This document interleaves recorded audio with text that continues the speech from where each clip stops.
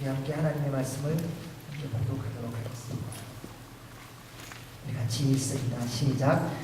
예수 그리스도께서 태어나심은 이렇습니다. 그의 어머니 마리아는 요셉과 약혼한 사이였습니다. 그런데 결혼하기 전에 마리아가 성령으로 임신하게 된 사실이 알려졌습니다. 마리아의 남편 요셉은 의로운 사람이었습니다. 그는 마리아가 사람들 앞에 수치를 당하게 될까봐 남모르게 파혼하려 했습니다. 요셉이 이런 생각을 할 때에 주의 천사가 꿈에 나타나 말했습니다. 다윗의 자손 요셉아, 두려워하지 말고 마리아를 내 아내로 맞아라. 마리아가 가진 아기는 성령으로 임신된 것이다. 마리아가 아들을 낳을 것이니 그 이름을 예수라 하여라. 예수가 그의 백성을 그들의 죄로부터 구원할 것이다. 이 모든 일이 일어나게 된 것은 주께서 예언자를 통해 말씀하신 것을 성취하기 위함이었습니다. 처녀가 잉태에 아들을 낳을 것이요 그를 임마누엘이라 부를 것이다. 임마누엘이란 하나님께서 우리와 함께 하신다는 뜻입니다. 잠에서 깨어난 요셉은 주의 천사가 명령한 대로 마리아를 아내로 맞아들였습니다. 그러나 요셉은 아들을 낳을 때까지 마리아와 잠자리를 같이 하지 않았습니다. 마리아가 아들을 낳자 요셉은 그 이름을 예수라고 지었습니다. 아멘. 하나님의 말씀입니다.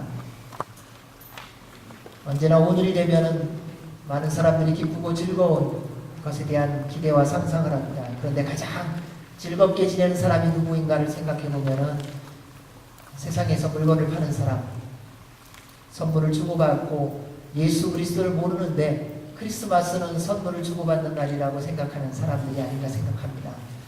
그런데 우리에게는 오늘은 아주 특별한 날입니다. 우리 구주 예수 그리스도께서 우리를 구원하시는 주님이 탄생하신 날을 기념하며 그분 앞에 예배하는 날이기 때문입니다. 우리의 시작은, 우리의 과정은, 우리의 결론은 예수 그리스도입니다. 예수님 없이 우리는 아무것도 아닙니다. 예수 그리스도를 빼놓고 우리는 존재할 수가 없습니다. 예수 그리스도라는 이름을 잊어버린다면 우리는 그 무엇도 생각할 것이 없다는 사실입니다. 그리스도인이라 하는 것은요, 우리를 위하여 십자가에 달려 죽으시고 부활하신 예수 그리스도를 믿는 사람, 그 사람이 그리스도인이라는 겁니다. 교회에 다니는 사람이 그리스도인이 아니라요, 나름대로 열심히 살고 있는 사람이 그리스도인이 아니라 나름대로 헌신하고 남들이 볼 때에 좋아 보이는 삶을 사는 사람이 그리스도인이 아니라, 그리스도인이란 나를 위하여 이 땅에 내려오셔서 십자가에 달려 죽으시고 부활하신 우리 구주 예수 그리스도를 믿는 사람이 그리스도인이라는 것입니다. 그래서 구원받아 영원한 하나님의 자녀가 된 사람입니다. 따라서 그리스도인은 구원의 감격 속에서 날마다 예수님을 묵상하고 그리고 그분이 베풀어 주신 은혜 속에서 기뻐하고 즐거워하는 삶을 살아가는 사람입니다. 그래서 오늘뿐만 아니라 성탄의 날뿐만 아니라 예수님 믿는 사람은요, 매일매일 기쁘고 즐거운 삶을 살기로 결정하며 살아가는 겁니다. 많은 사람들이 질문합니다. 괴롭고 힘든데 어떡하냐고. 그것이 우리에게 주어진 하나님의 선택이라는 것입니다. 주님 안에 있다면 우리는 오늘을 충분히 기뻐할 수 있습니다. 예수 그리스도 안에 있다면 오늘은 우리는 충분히 감사하며 살 수 있는 것입니다. 왜냐하면 알 수도 줄 수도 없는 하나님 아버지의 사랑을 우리는 누리며 살아가고 있기 때문입니다. 사랑하는 여러분 하나님의 사랑과 은혜 가운데 살아간다는 것을 믿고 계십니까? 그렇다면 오늘 감사하며 살 수 있는 충분한 조건이 되는 겁니다. 우리는 질문합니다. 내게 무슨 조건이 있는가? 구원받았다는 것만으로도 우리는 넉넉히 감사하며 기뻐하며 살 수 있는 충분 조건이 된다는 사실입니다. 그래서 사람들이 이해할 수 없는 삶을 살아갑니다. 서로 사랑하고 섬기고 희생하고 헌신합니다. 세상의 상식과 논리로는 해석되거나 받아들일 수가 없지요. 그래서 예수님 믿는 사람의 특징, 억울해도 감사하며 산다는 겁니다. 예수님 믿는 사람들의 특징이 있습니다. 희생을 당하면서도 기뻐한다는 것입니다. 남들을 내가 전식으로 섬기면서도 즐거워하고 기뻐하며 살아가는 사람이 바로 예수 그리스도의 사람이라는 것입니다. 그래서 오해를 당해도요, 묵묵히 받아들이고요, 무시를 당해도요, 기뻐하고 즐거워할 줄 아는 사람입니다. 누군가 나를 핍박해도요, 이 정도만 핍박해 주는 것에 대해 감사할 줄 아는 사람이라는 것입니다. 선교지에 가보면, 그리고 목회 현장에서 여러분도 사람과 형제자매를 만나면서 그런 일들이 있을 겁니다. 왜 예수님 믿는 사람이 고난이 있는가? 왜냐하면 예수님 믿기 때문입니다. 그때 한 가지만 생각해 보십시오. 내가 예수님 때문에 핍박을 당할 수 있다는 특권을 누리고 있구나. 그런데 여러분, 다른 사람을 그 특권을 누리는 사람으로는 살아가지 마십시오. 우리는 굳이 내가 다른 사람을 특권을 누리며 살아가게 하려고 핍박하려고 그러고요, 고난을 주려고요, 그럴 필요는 없으세요. 그냥 예수님 안에서 핍박을 받는 사람, 고난을 당하는 사람, 무시를 당하지만 기뻐할 줄 아는 사람, 외면을 당하지만 즐거워할 줄 아는 사람, 왜냐하면 우리 안에 예수 그리스도께서 주인이 되시기 때문입니다. 그래서 사람들이 이해할 수 없는 삶을 살아갈 수 있는 것입니다. 예수님은 우리를 향한 하나님 아버지의 사랑이시지요. 그분이 죄를 해결해 주신 분이시기 때문입니다. 사실은 이 말씀은 우리가 주님이 다시 오시는 그날까지 지속적으로 묵상해야 될 말씀입니다. 주님이 나를 위하여 이 땅에 오셨다는 사실이에요. 그리고 나 때문에 십자가에 달려 죽으시고 3일 만에 부활하셨다는 사실. 지금은 하나님 보좌 우편에 앉아 계시며 언젠가 다시 오실 우리 구주 예수 그리스도. 여러분, 이 모든 것을 위하여 복음이 선포되어지는 겁니다. 어떤 이야기도 이 복음의 이 내용에 접촉되는 것이라면, 이 복음을 왜곡되게 전하는 사람이라면 사도 바울은 이렇게 말합니다. 그 사람은 마땅히 저주받아야 할 것입니다. 주님이 우리를 위하여 이 땅에 오셔서 십자가에 달려 죽으시고 부활하시고 언젠가 다시 오실 것이라는 내용 외에 전하는 사람은 아무리 많은 사람이 모이고 아무리 많은 사람이 좋아한다 할지라도 왜곡된 복음을 전하는 자는 하나님의 심판을 받을 것입니다. 그래서 우리는 날마다 이 복음의 능력을 붙잡고 기쁨으로 감사함으로 살아가야 할 줄로 합니다.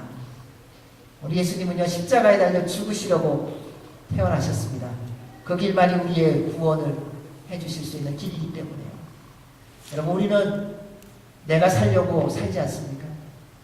그런데 하나님은 우리를 살리시려고 십자가에 달려 죽으시려고 이 땅에 오셨다는 겁니다.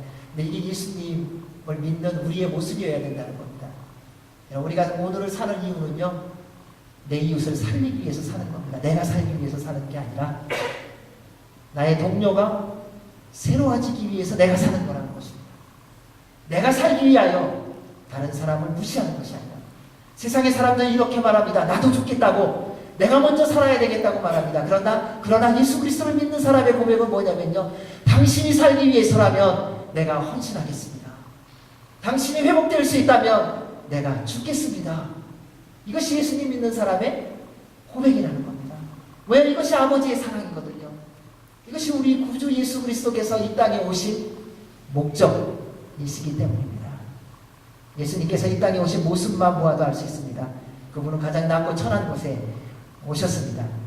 그리고 그분의 잉태하심과 자라심도 역시 가장 비천한 모습이었습니다. 그런데 이러한 인간적으로 해석할 수 없는 이러한 모든 것이 하나님 아버지의 계획이셨다는 것입니다. 하나님은 전능하신 능력으로 아무렇게나 진행하지 않으셨다는 거예요. 여러분에게 전능한 능력이 있다면 어떻게 사시겠습니까? 지금처럼 내가 묵묵히 살지 않겠지요. 내가 원하지 않는 사람 싹 정리하고 내 마음에 드는 사람 세워갖고 우리는 살아갑니다. 내게 힘이 있다면. 근데 우리 하나님의 전능하심은 그 반대라는 겁니다. 살아야 될 사람을 살리는 능력이라는 것입니다. 그 사람이 지금 어떠한 모습으로 보여지고 있느냐가 아니라 살아야 될 생명을 살리는 것이 하나님 아버지의 능력이라는 것입니다. 스스로 모든 것을 할 수 있음에도 불구하고 우리 주님은 철저하게 한 사람 한 사람을 택하셔서 그 한 사람을 통해 하나님의 가장 놀라운 이 기적을 이루어가고 계십니다. 그것이 바로 오늘의 말씀입니다. 우리 18절을 다시 한번 읽어보겠습니다. 18절 시작. 예수 그리스도께서 태어나심은 이렇습니다. 그의 어머니 마리아는 요셉과 약혼한 사이였습니다. 그런데 결혼하기 전에 마리아가 성령으로 임신하게 된 사실이 알려졌습니다. 예수님의 태어나심은 어머니 마리아가 결혼하기 전에 성령으로 임신함으로 시작되었다고 말씀은 말합니다. 이해가 되는가? 우리는 그냥 그래 라고 넘어가지만 실질적으로 성령님으로 잉태된 이 일이 나에게 일어났다. 여러분 어떻게 생각하시겠어요? 어느 날 갑자기 내 태중에 아기가 생겼어요. 아무 일도 안 했는데. 그래서 어떻게 설명하고 어떻게 해석할 수 있겠는가? 그런데 이것이 하나님의 계획하심에 있다는 것입니다. 가장 놀라운 기적이 하나님의 겸손과 하나님의 사랑으로 인해서 시작됐습니다. 사람들이 이해할 수 없는 이 놀라운 역사를 이루시기 위해서 우리 주님은 두 사람을 부르셨습니다. 그 두 사람이 바로 육신의 아버지 요셉과 마리아라는 사람이었습니다. 말씀을 보면 요셉과 마리아는 약혼한 사이였죠. 그런데 결혼하기 전에 마리아가 임신했다는 사실입니다. 요셉으로서 혼란스럽고 당황할 겁니다. 여러분도 누군가 약혼했는데 결혼하기로 약속했는데 그 여자가 임신했다고 해보십시오. 그거 어떻게 받아들이시겠어요? 성령님께서 애를 줬나 보다 이렇게 생각하는 건 불가능합니다. 도대체 이 여자를 어떻게 생각해야 되는가 당황스러울 겁니다. 요셉은 한 번도 마리아와 함께 잠자리를 잔 적이 없지 않습니까? 그런데 마리아가 임신했는데 다른 사람이 생긴 거 외에 무슨 생각을 할 수 있겠습니까? 요셉이 알고 있는 한 사실은 마리아가 자신과는 상관없이 그 태중에 애가 생겼다는 거예요. 다른 해석 다 그만두고요. 딱 한 가지 사실, 상상할 필요도 없어요. 아, 이 여자가 애가 생겼구나. 더 이상 생각하고 싶지 않은 상황이겠죠. 그런데 그 마리아의 임신은 사람이 아닌 하나님의 인도하심 속에서 성령님으로 말미암은 임신이라는 것입니다. 누가 이해할 수 있겠고 누가 설명할 수 있겠습니까? 여성인 여러분 한번 생각해 보십시오. 주님의 능력으로 여러분 안에 애가 생겼는데 아무도 같이 한 적이 없어요. 어떤 남자. 그런데 내 남편에게 뭐라고 설명하시겠어요? 나하고 결혼할 상대에게 뭐라고 얘기하시겠어요? 아무리 설명을 해도 그 설명은 되어지지 않는 것일 수밖에 없을 것입니다. 상식적으로 상상조차 할 수 없는 일이죠. 마리아는 천사 가브리엘이 찾아와 성령님의 임재로 인해 아들을 잉태할 것이라고 말해 주었습니다. 그런데 인간적으로 생각해보면 말도 안 되는 천사의 말을 마리아가 믿음으로 받아들였습니다. 누가복음 1장 38절에 보면 이렇게 말합니다. 보십시오. 저는 주의 여종입니다. 당신의 말씀대로 제게 이루어지기를 원합니다. 어느 날 천사가 와서 말합니다. 여인아, 내 태중에 아이가 있을 것이다. 근데 그 말을, 이 말도 안 되는 말을 마리아가 말합니다. 그런 일이 있을 수 있겠습니까? 하나님께는 불가능이 없다라고 하는 그 말씀을 듣고 성령님이 너에게 임하시면 그 이야기를 듣고 마리아는 주의 종이오니 주 뜻대로 되기를 원합니다. 그대로 되기를 바랍니다라고 고백한다는 것입니다. 전능하신 하나님은 인간이 생각할 때 가장 어리석고 가장 비효율적이고 비능률적인 방법을 선택하셨습니다. 그리고 가장 낮고 천한 자리로 오셨습니다. 그리고 가장 연약하고 부족해 보이는 아무도 알아주지 않는 한 여인을 통하여 이 땅에 구세주로 오셨다는 사실입니다. 그런데 이것이 하나님의 계획입니다. 말씀을 보면 수많은 순간에 하나님이 사용하시는 사람은요, 이렇게 근사한 사람 별로 아니더라고요. 오늘날은 우리가 어떤 사람을 택하느냐, 능력 있고 실력 있는 사람이에요. 모함직하고 먹음직하고 탐스럽게 할 만큼 지혜롭게 할 만한 사람을 택하는 것이 우리의 선택입니다. 그런데 하나님의 선택을 보면 너무나도 많은 순간 하나님의 말씀을 보면 왜 저런 사람을 택하시는가? 왜 저런 일로 행하시는가? 왜 저렇게 이끌어 가시는가 할 만큼 연약하고 부족한 사람을 통하여 하나님은 하나님의 뜻을 이루어 가시는 것을 볼 수 있습니다. 다윗 왕이 세워질 때 보십시오. 선지자 사무엘조차 관심이 없었던 어린 다윗을 하나님이 선택하셨습니다. 부모에게조차 너무 어리다고 해서 관심의 대상이 아니었던 다윗을 하나님은 택하시고 그에게 기름 부어 이스라엘의 가장 위대한 왕으로 세워주셨다는 사실입니다. 왜냐하면 그 소녀는 아무도 인정해 주지 않았지만 하나님과 동행하는 삶을 목동으로 지내며 살았었기 때문입니다. 하나님께서 찾으시는 한 사람은 세상의 능력과 실력과 권세와 경험이 많은 사람이 아닙니다. 하나님의 말씀을 믿음으로 듣고 순종하는 사람입니다. 그럼 어떤 자녀를 원하세요? 실력 있고 능력 있는데 자기 멋대로 살아가는 자녀를 원하십니까? 좀 부족하기는 하고 연약하기는 하고 다른 사람에게 인정받지는 못하지만은 순종하고 매일매일을 감사하며 살아가는 자녀를 원하십니까? 우리는 세상의 기준을 가지고 말하지만 그 기준을 돌아볼 때 한번 내 자녀를 바라보는 눈으로 한번 바라보십시오. 그러면 하나님께서 우리에게 어떤 기준을 가지고 우리를 보시는가를 이해하기가 쉽습니다. 믿음의 조상 아브라함, 그를 보십시오. 부름을 받을 때 세상 사람에게 내어놓을 만한 근사한 게 뭐가 있었습니까? 아무것도 없었습니다. 하지만 그가 한 가지 확실하게 보여주는 게 있습니다. 하나님의 말씀에 믿고 순종했다. 하나님 말씀이 이해돼서 순종한 것이 아니라 하나님의 말씀이기 때문에 믿고 순종했습니다. 그래서 믿음의 조상으로 세움을 받았습니다. 사랑하는 성도 여러분, 하나님은 여러분 한 사람의 믿음의 순종을 통해 가장 위대한 하나님의 일을 이루어가기를 원하십니다. 우리는 내 마음에 들 때 순종하려고 합니다. 그런데 하나님은 우리에게 요구하십니다. 하나님의 말씀에 순종하기를. 이제 벌써 2012년이 지나가고 있습니다. 새로운 한 해를 시작하며 여러분 주님의 말씀대로 순종하는 새해를 맞이하시기를 바랍니다. 그러면 하나님의 기적이 일어날 겁니다. 안 된다고 말하지 마십시오. 지금까지 그렇게 살았기 때문에 어렵다고 말씀하지 마십시오. 우리 주님은 전능하신 하나님이십니다. 따라서 그분의 말씀대로 순종하는 여러분을 통하여 하나님은 새 역사를 이루어 가실 것입니다. 그 하나님을 통하여 여러분의 가정이, 여러분의 직장, 여러분의 인생, 그리고 주님의 몸된 교회가 새 역사가 시작될 줄로 믿습니다. 우리 19절 말씀을 읽겠습니다. 시작. 마리아가 남편 요셉은 의로운 사람이었습니다. 그는 마리아가 사람들 앞에 수치를 당하게 될까봐 파혼하려 했습니다.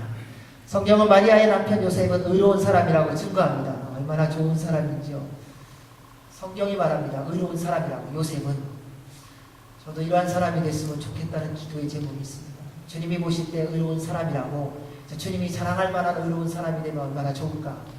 여러분 새해에는 여러분도 하나님이 보실 때에 의로운 사람이 되시기를 주의 이름으로 축원합니다. 맞죠? 사람들은 그렇게 안 볼 수 있어요. 아, 저 사람 왜 저래? 생각하고 행동하는 거, 사람이 판단하는 기준이 이럴 수 있고 저럴 수 있습니다. 괜찮습니다.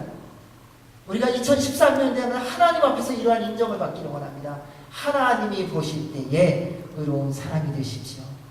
그때 하나님의 역사가 일어날 줄로 믿습니다.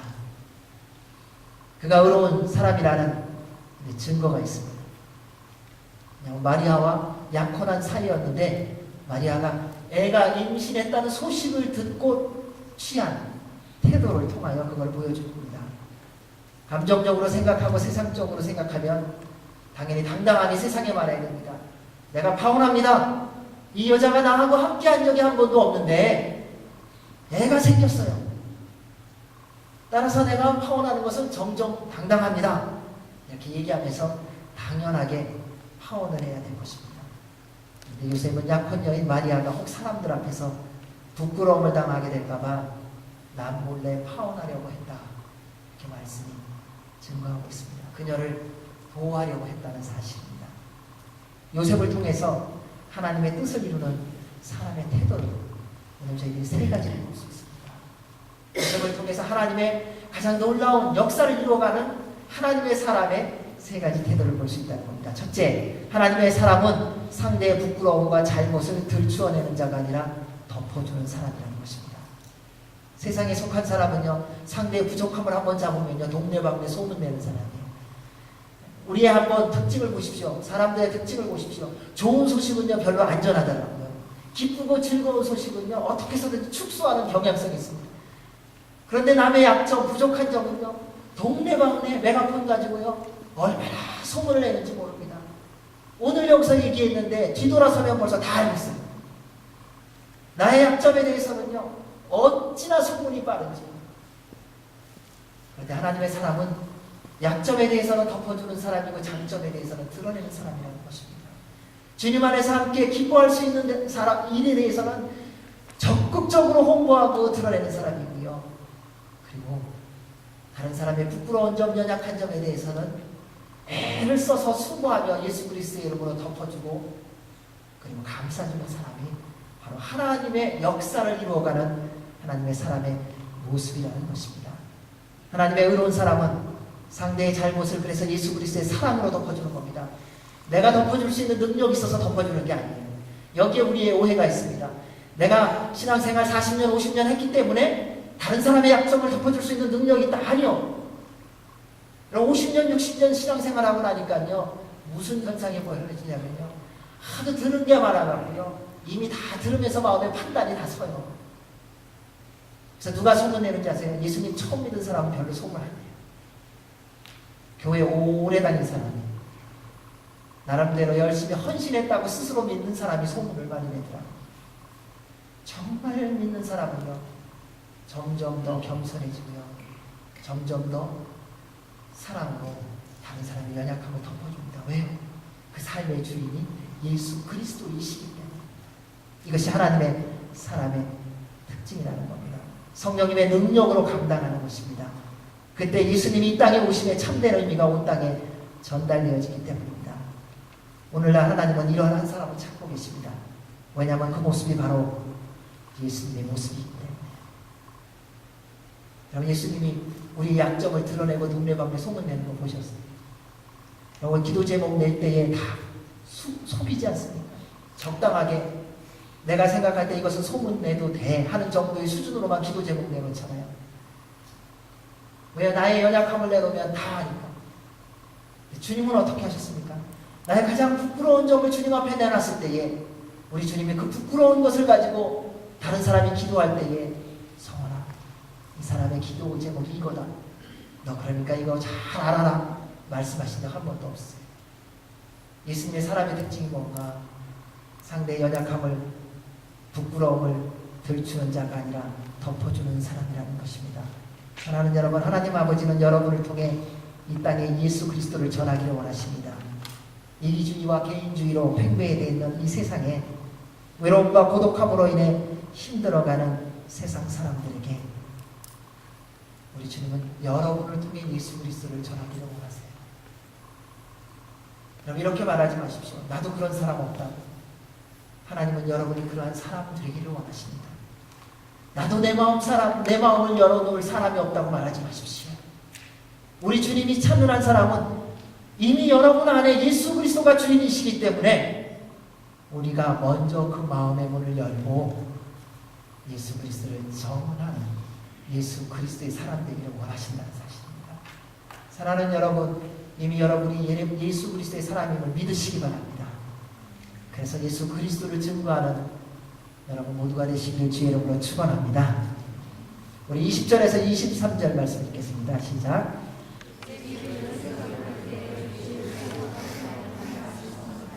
다윗의 자손 요셉아, 두려워하지 말고 마리아를 내 아내로 맞아라.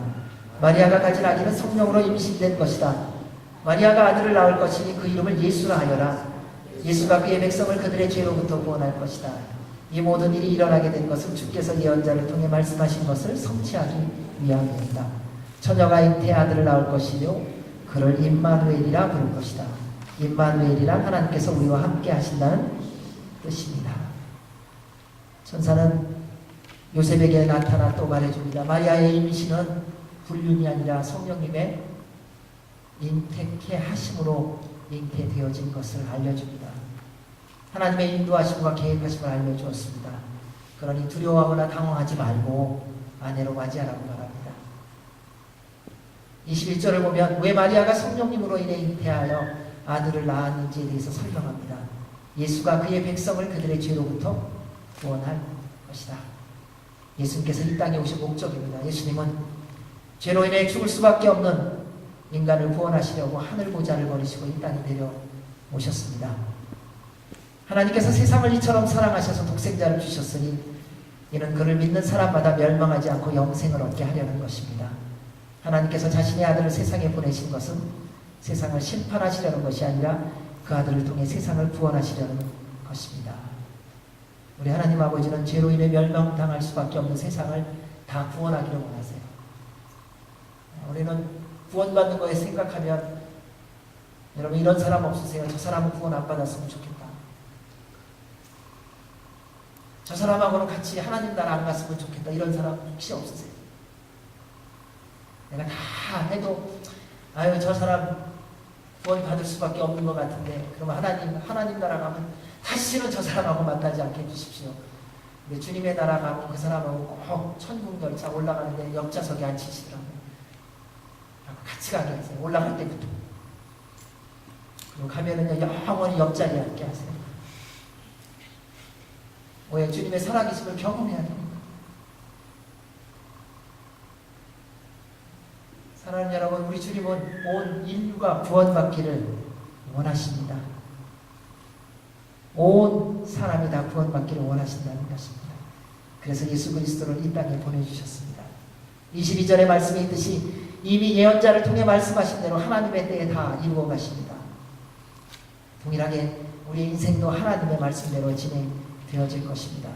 모든 역사는 하나님의 말씀대로 이루어집니다. 여러분이 계획 세워서 인생이 진행되는 게 아니라 하나님께서 계획하신 대로 인생이 진행될 것입니다. 아주 분명합니다. 지금까지 계획된 대로 이루어진 게 몇 가지나 있으세요? 별로 없습니다. 아니 어쩌면 아무것도 없다고 해도 틀리지 않습니다. 그래서 하나님 앞에 나의 인생을 맡기고 주님만 바라보면요 주께서 계획하신 대로 모든 인생을 이루어가 주신다는 사실입니다. 우리는 안다고 말하면서 또 내 계획대로 살아가려고 한다는 것입니다. 그래서 또 주님이 말씀하십니다. 나에게 너의 인생을 맡기라고요. 그때 주께서 우리를 주관하시고 인도하시고 영광을 받으실 것입니다. 따라서 주님의 말씀을 따라 살아감으로 하나님의 행하심을 누리는 여러분 모두가 되시기 주의 이름으로 축원합니다. 예수님의 태어나심은 우리의 계획이 아니라 하나님의 계획이었습니다. 우리와 함께 하는 것을 가장 기뻐하시는 하나님께서 우리에게 영원한 생명을 주시기 위하여 이 땅에 예수 그리스도를 보내주신 것입니다. 그리고 그를 임마누엘이라 말씀하셨습니다. 임마누엘이라는 뜻이 바로 말씀에 있듯이 하나님이 우리와 함께 하신다는 뜻입니다.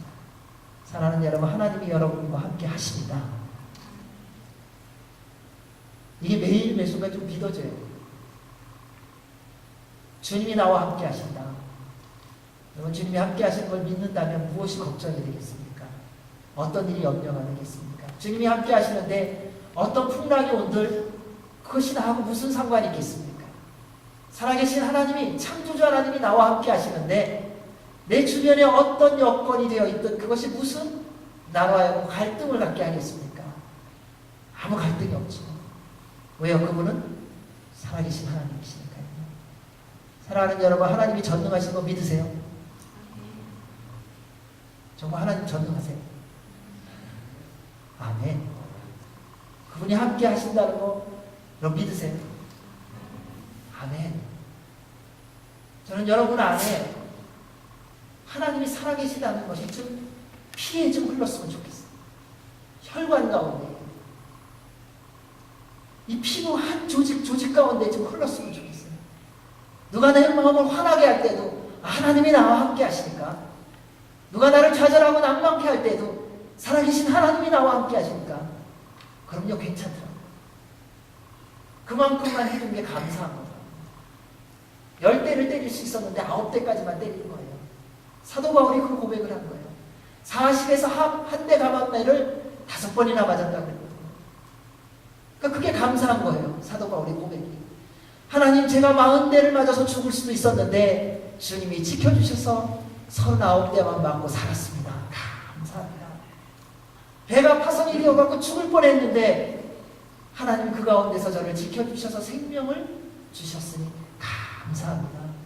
얼마나 많은 사람들이 예수 그리스도를 믿는다고, 예수 그리스도를 증거한다고 핍박하고 유대인들이 쫓아오면서 방해하고 힘들게 했습니까? 그런데 사도 바울이 뭐라고 고백합니까? 주님, 저를 이방인의 사도로 세우셔서 주님의 복음을 고난 가운데서도 증거케 해주시니 감사합니다. 여러분, 고난이 무너지게 하는 게 아니더라고요. 주변에 있는 사람이 나를 멸시하고 관시하고 나에게 딴지를 거는 것이 나로 하여금 예수 그리스도 앞으로 나아가는 것을 방해하는 게 아니더라고요. 내 안에 예수 그리스도가 주인이 되시면 오히려 그것이 감사의 조건이더라고요. 여러분 언제 정말로 기도하세요? 고난이 있어야 기도하지요. 여러분 정말 하나님을 붙드는 때가 언제입니까? 세상에 아무 도움을 받을 수 없을 때 우리는 하나님을 붙들더라고요. 학생 때 보십시오. 공부 아무리 해도 안 될 때 기도하죠. 내 능력 됐을 때는요, 내가 할 말 할 때는요, 하나님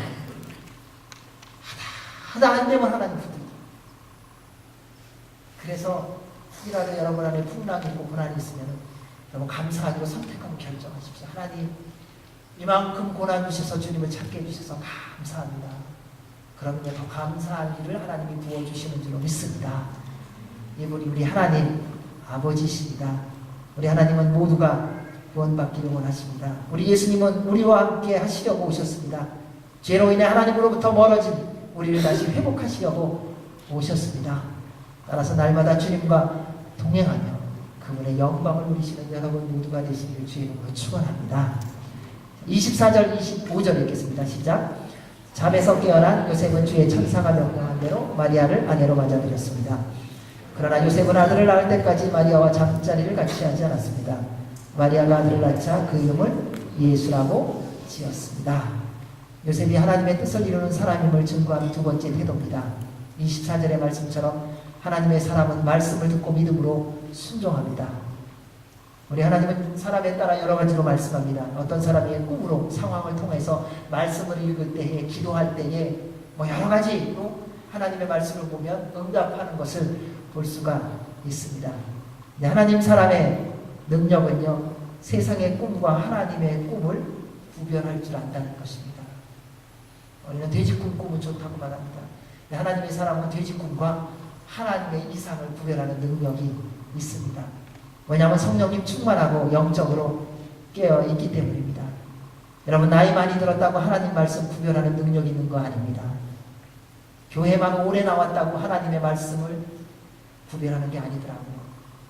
여러분 세상에 지식을 많이 갖고 있다고 주의 음성을 구별하는 능력을 갖고 있는 게 아니더라고요. 엘리 제사장을 보아도 알 수 있습니다. 나이가 들어서 늙었는데 하나님의 음성이 그에게 들려지지 않는다는 것입니다. 오히려 어린 사무엘에게만 하나님의 음성이 들립니다. 사랑하는 여러분, 주의 말씀을 듣는 것이 교회 오래 나와서 듣는다고 하는 오해를 벗어나시기 바랍니다. 내가 나름대로 헌신하고 한때 예수님 잘 믿었던 것 있다고 하나님의 음성을 구별하는 능력을 갖고 있는 것 아니라는 것입니다. 하나님의 말씀을 듣고 믿음으로 순종하는 자가 하나님의 음성을 구별할 수 있습니다. 하나님의 음성을 듣지 못하는 것은 자신의 경험과 욕심과 교만으로 하나님의 음성을 무시하기 때문입니다. 주님은 언제나 우리에게 말씀하고 계십니다.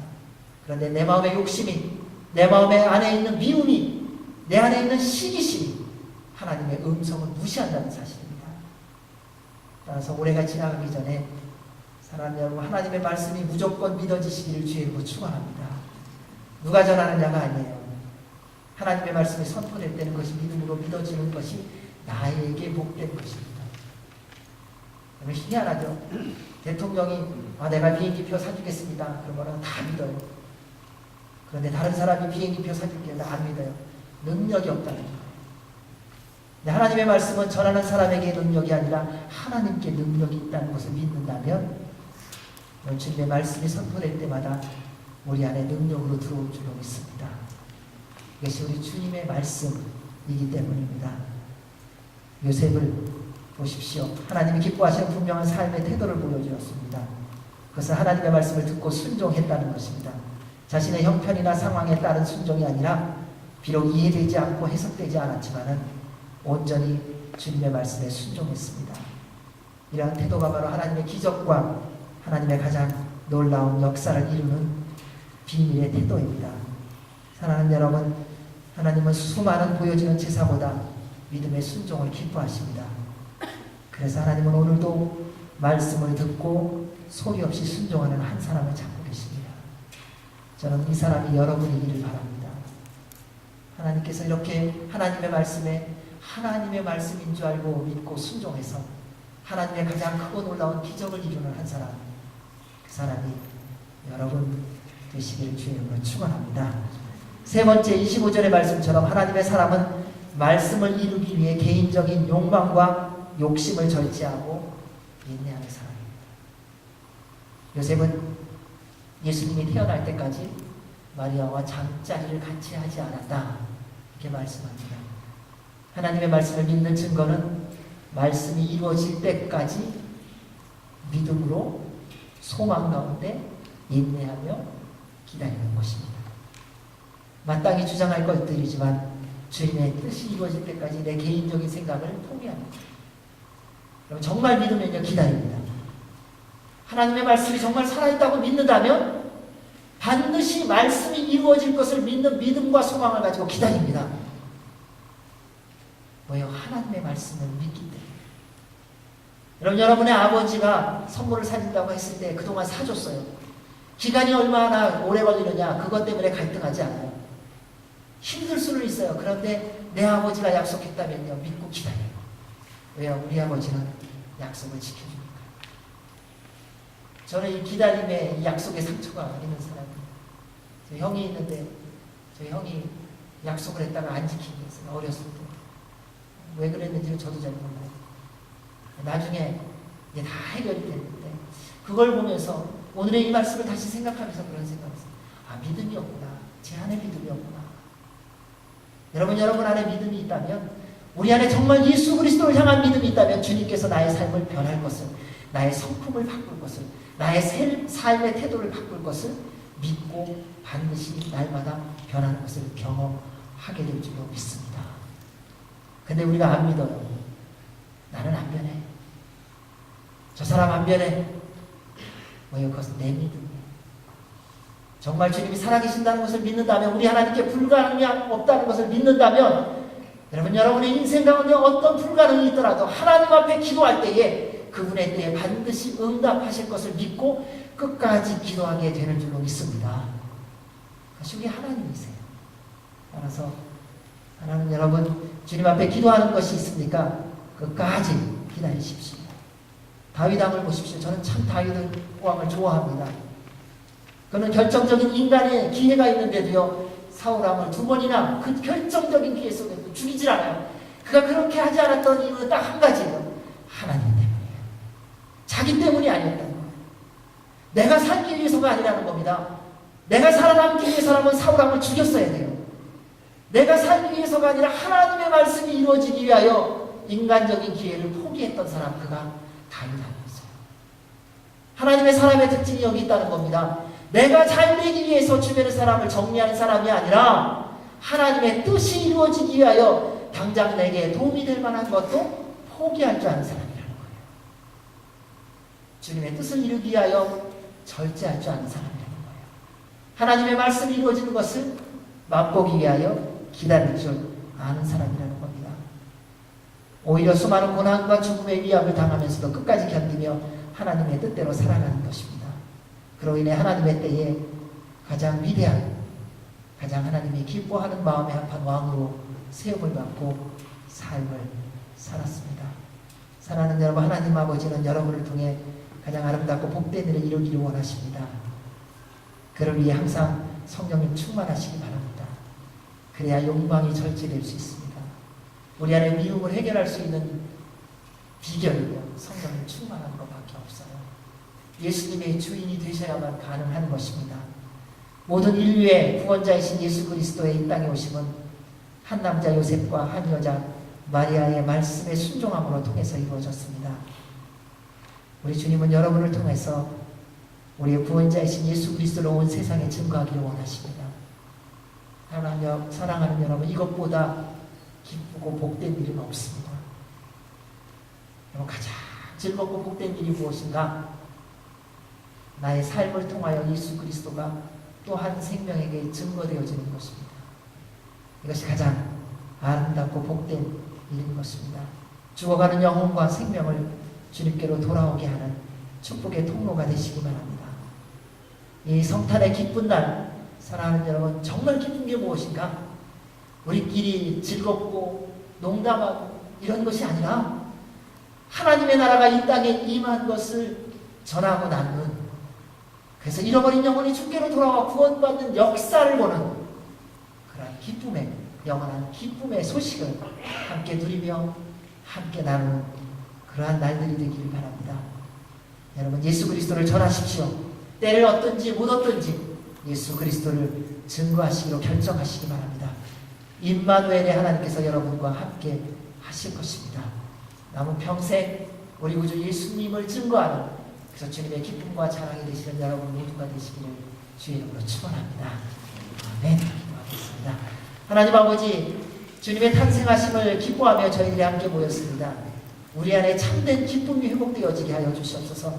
그것은 바로 주님의 이 땅에 오심과 십자가에 달려 죽으심과 부활하심과 다시 오시는 재림의 소식입니다. 주님, 이 기쁘고 복된 복음을 가지고 열방을 향하여 나아가게 하여 주시옵고 만나는 모든 이들에게 예수 그리스도를 증거하는 우리 모두가 되게 하여 주시옵소서.